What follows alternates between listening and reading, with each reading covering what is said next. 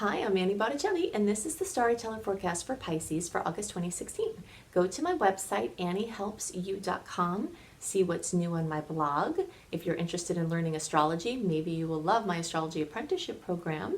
And if you'd like to take your business online, maybe you'll love creating successful online business, my business course. So what's happening in August? This is a really important month. This is an important month because we've got a short window at the beginning of August, from August 1st through 10th, that is the tail end of the window that opened in the beginning of July, for launching new things, commitments, blazing forward, putting yourself out in the world, burning brightly. And once we get to August 10th, we're starting to descend back into the Mercury retrograde shadow period. Mercury goes retrograde from August 30th through September 22nd. And then after that, we have our last open window of the year. I'll talk more about this later in the video. But this is a really important time to push things through because it's a very short period of time. But it is very, very special time because you've got a really full sixth house. I'm going to talk about what that means. And there's all this energy in Leo and Virgo, which I'll also talk about later. So the general theme of the month is to burn bright for the first 10 days especially, then start to shift into rest and respond. Something else very, very relevant that I'll talk about in more detail later is that the eclipses are starting September 1st, and then another one on September 16th. I'll go into way more detail about these eclipses in next month's reading. But it's important for you to know now that you're prime in August in that fertile ground for news coming in from the eclipses, eclipse-related news, which can be completely life-altering, for better, for worse. It's a very, very intense time. So we'll talk about that more later, but just to kind of put August in the scheme of things, you've got Mercury going retrograde, you've got a short period of time to launch the beginning, eclipse energy is coming, lots of Leo energy, lots of Virgo energy. Okay, so for Pisces, I'm calling the theme of this month for you a life fulfilled. And this is coming from the focus on the sixth house. Depending on whether you're an early, middle, or late degree placement, you'll have some focus in some other areas as well.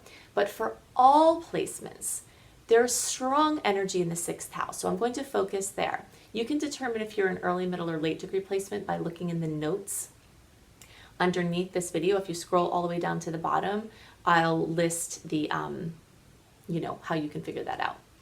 So the sixth house has to do with your daily life experience. It also has to do with your health and pets and animals, experiences with them. It has to do with your work environment, your diet, your regimen. So I have some recommendations about how to max out this month's energy, how to really use the potentials in the best possible way.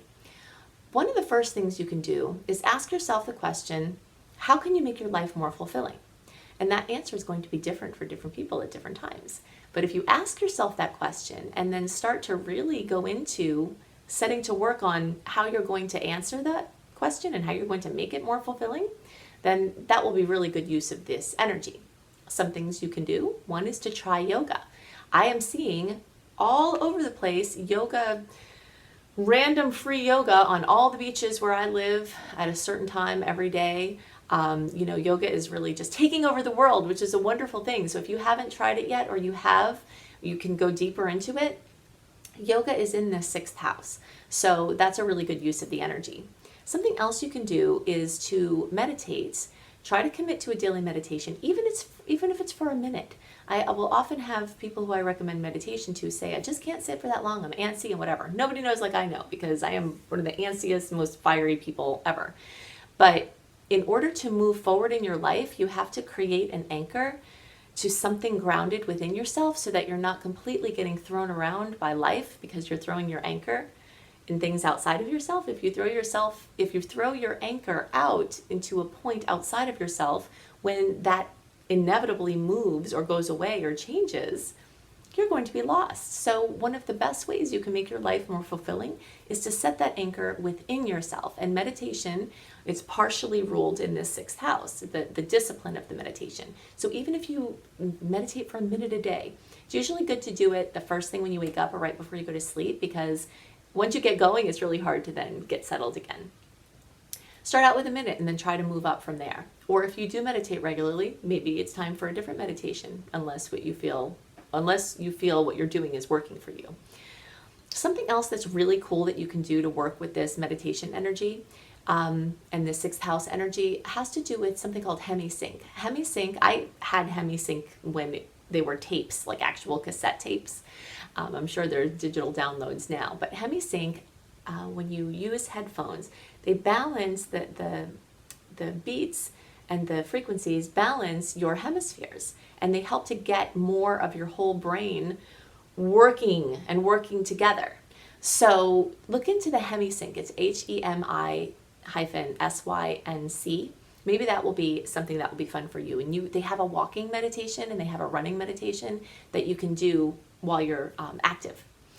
You can also try on a new diet. This has been a long-term theme with Jupiter and Virgo, but you've got a short-term concentration this month. So anything related to your diet.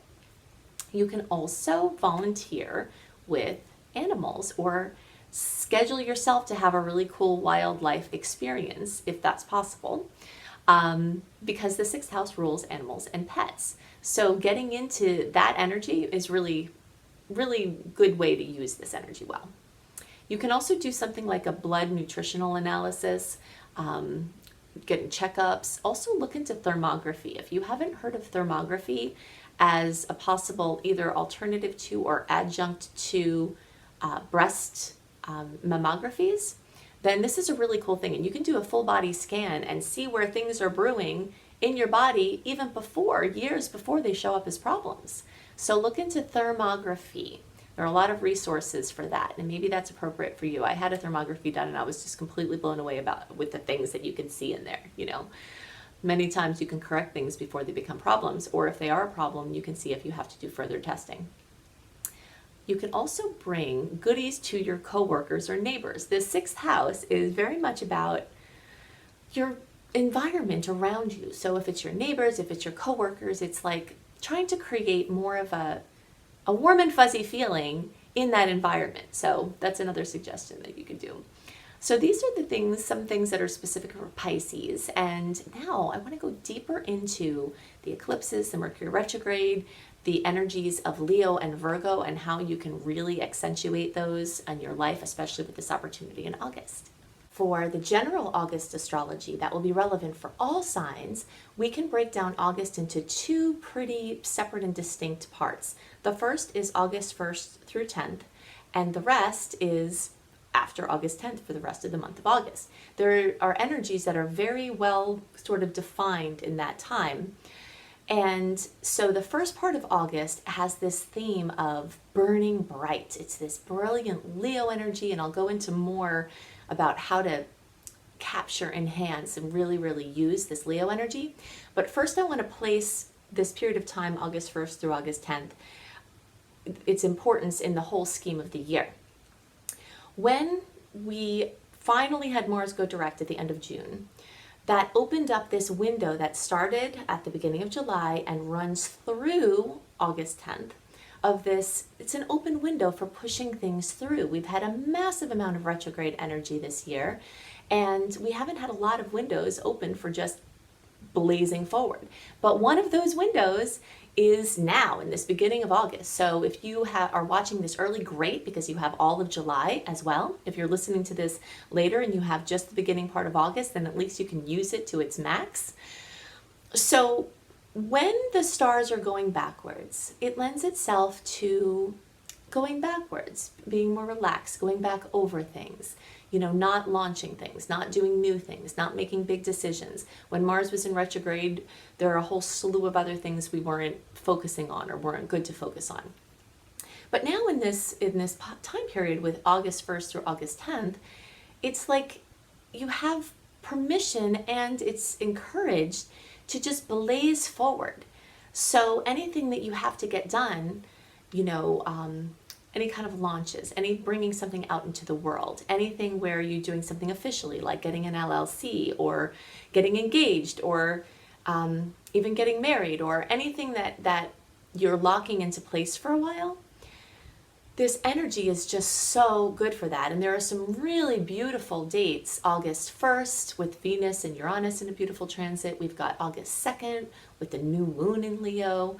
We've got August 10th with a Mercury and Pluto trine. And there are some other really nice transits throughout the rest of August. But the problem with the rest of August, as far as doing new things or being decisive or launching things, is that as of August 10th, the Mercury shadow period starts again. So every day we get closer to August 30th, between August 10th and August 30th, you're getting more deeply entrenched in that retrograde Mercury energy. That's lending itself to short-term things. A misconception about Mercury retrograde is that you can't do anything in Mercury retrograde, and that's totally not true. You can check out my Mercury retrograde blog on my website, anniehelpsyou.com. You can also check out my Mercury retrograde video on my Annie Botticelli YouTube channel to see more about the do's and don'ts and why we have these do's and don'ts. But it's really fine to do things during Mercury retrograde. You just have to understand that they have a shorter shelf life than you usually expect or plan. So if you just plan to do things that are short term during that time, then you're more protected that way. So let's say you have to move.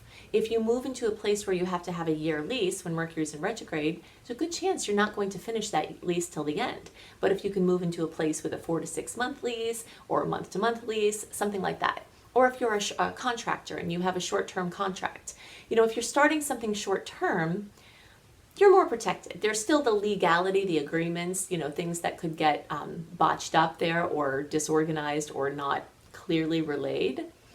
But it's more of something that you're trying to do longer term, like getting married or like, starting a business, doing something official, launching a brand new website or project that you've been working on forever.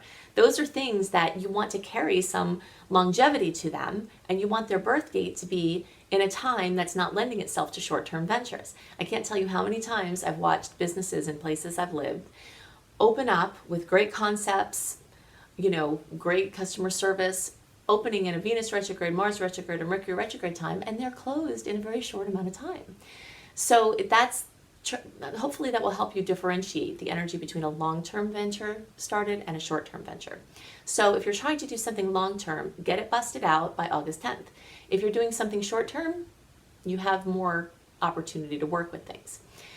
So something else that is important about the month of August is that you're prime in the energy of eclipse season. Eclipse season happens twice a year, and it's usually associated with major changes. For some people, it's completely life-altering changes. For others, you have to kind of look a little bit to really notice what the changes are. Maybe it's a subtle change in perception. Maybe it's a different direction you're moving in, but it doesn't feel like a big deal, but it's something different. Depending on how the eclipse is hit in your personal chart, is usually going to show you the magnitude of the experience for you. So when you've got the 4 to 6 week period before the eclipses start, anytime news can come in. These eclipses have a long range opportunity for bringing news. So the first eclipse is September 1st. That's a solar eclipse at 9 degrees of Virgo. The second eclipse is September 16th. It's a lunar eclipse at 24 degrees of Pisces. And so we're continuing into this Pisces-Virgo polarity that has been going on for a while. It's going to carry us into 2017 with its effects.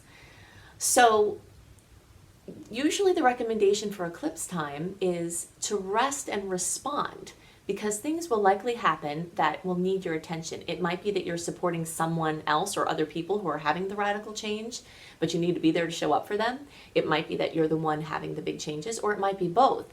So it's not generally recommended to blaze forward or push things through or take things on during the eclipse time, because you want to keep your plate clear so that when news comes in, you're ready to respond. Very often someone will do something decisive during an eclipse time, only 1 or 2 weeks later to have something happen that totally, changes the direction. I'm going to talk at length about the eclipses next month, because that's the month they actually occur in. But I really had to mention them now because many people are going to start to get life-changing news.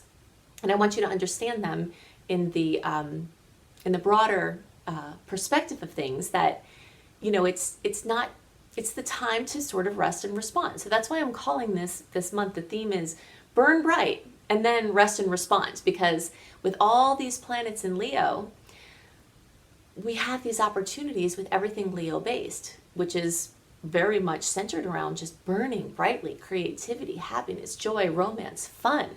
Some questions to ask that can really assist you with maximizing the Leo energies is, how can you burn more brightly? Are you really rocking your life? If you're not, this Leo energy can really help you to do that. Leo rules anything from being fabulous with your hair and your clothing to being fabulous with your gifts and your talents, acting, singing, instruments, athleticism. This energy of Leo is just very much embodying burning bright, how you're showing up in the world, your creativity, what makes you sizzle. So you can ask the questions, what needs to happen for you to feel more inspired? How can you change your routine? How can you bring things into your life that make you feel excited and ready to burn bright? How can you have more fun? How can you have more romance in your life? These are questions to ask and answer when you have a strong amount of Leo energy. So this started in July. So if you're watching early, you can really start to maximize this. And then really until like that first third of August, up until around August 10th, that Leo energy is just absolutely sizzling. And then it starts to fade more into Virgo being in more dominance. Other questions to ask with the Leo energy is, how can you step more into leadership? Many times we can learn a lot more by teaching, and sometimes there are opportunities around for us to step into that place and we're not feeling ready to take them. But this period of time is the one where it's time to try to step into that. I have a really good friend who is an artist, and she has a lot of Leo energy, but she hasn't really been stepping into a role of teaching or leadership. She's been very unique in her expression. And then some opportunities came along where she had a chance to start teaching. And that makes me think of this energy where she was like, gosh, I've never done that before. And she was almost going to say no to it, except that I happened to be there with her when this opportunity was presented. And I was like, hello, you need to do that right now. And that's what this energy is like. If you don't think of yourself as a teacher, if you don't think of yourself as someone that can stand before someone and lead them into something, maybe it's time to rethink that, because so many people are really supposed to be stepping into that, and this is the energy that can assist you. How can you have more enriched and enriching relationships with children? How can you bring this childlike wonder of awe and inspiration into your daily life? These are all Leo-based energies, so you can have a lot of great practices around how can you be more Leo-like in this time to really, really just burn bright. Then the energy shifts, and the Virgo energy is present all month, but it shifts into more strength after the first third of the month. And that's when you can start asking these questions more, like, how can you get better systems together? How can you get more organized? How can you be more disciplined and have an attitude of service? There's so much that is dependent on how we approach things, Approaching something with a humble heart is an amazing spiritual practice. I think maybe we've all come into connection with someone who is not in the spirit of humble service, and so you might think, well, if you've accomplished a lot, then you're not in that place of service anymore. You're doing service so that you can get into your other place. Some people think this. And I don't believe it's true. As spiritual beings having a human experience, having an attitude of being in service to humanity is a very important question for your fulfillment. And this energy of Virgo can assist you with really embodying being in service to humanity, having better and more interactions with animals and pets, how you can improve your health, how you can improve your diet and your lifestyle and your regimen, how you can improve your daily experience. That's a big one. And how smart can you work? This is a theme that you've heard coming up for a while, because Jupiter has been in Virgo, and so everything Virgo has been expanded since last summer. And in August, we're at the end of Jupiter expanding Virgo. So all of these Virgo lessons that the personal planets are bringing up very strongly in short term this month is like the culmination of this long-term energy with Jupiter and Virgo saying, how can you leave this transit with better systems in place, everything more organized and productive, everything more fulfilling, you enjoying everything more because everything is well organized, having more discipline in the right places, maybe having less discipline in certain places, and really, in some ways, most importantly, how smart can you work? So many of us are programmed that you have to work hard, and that really gets into your psyche. You have to work hard, and you might find yourself always asking, why am I working so hard? It doesn't have to be that hard.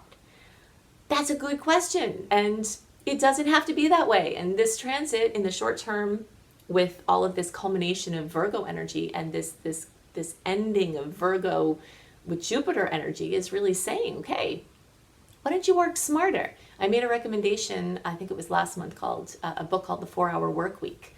The 4-Hour Work Week is just a phenomenal book that can help change your mindset, plus give you practical things to do just to work less and make more, which makes a lot of sense. So the overview of the month again is the first third of the month, August up through August 10th. You want to burn bright, do all your launches, do all your initiating, and then start to move into this rest and response mode. Mercury goes retrograde August 30th. That runs through September 22nd. The shadow period starts August, well, pretty much it's around August 10th. That's why there's that cutoff. And then the shadow period at the end runs until October 7th. So once this window closes August 10th, you're kind of in quiet, not launching response mode until October 7th. And then you've got the last window of the year, which in coming months I'll talk at length about, August 7th through the first days of December, which is our last window of the year to really push things forward. So try to do what you can until August 10th. Anything you can't get done, just table it, rework it, and then wait for your final launch period of 2016. And that's a really important one too, because Venus is going to be retrograde early in 2017. So you're going to want to bust out as many things in that last window of the year as possible. So take it in consideration when you're making your plans. So if you'd like some assistance with putting all this into practice, go to my website, anniehelpsyou.com. Check out my blogs, sign up for my free email newsletter, which makes you part of my community, gives you access to all kinds of cool things. If you want some self-development assistance, Unleash Your Money Magnet, Shine, my 28-day virtual coaching program, and my Subliminal Train Your Brain programs are all on there.